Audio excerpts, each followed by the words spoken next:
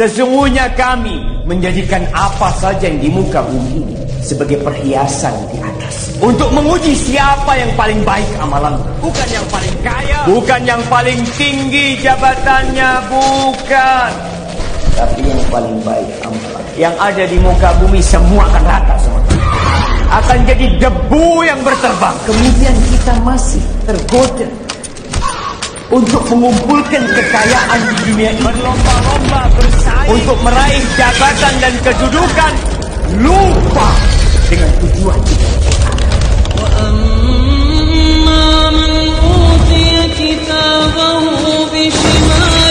Adapun orang yang mendapatkan kitabnya dengan tangan kirinya,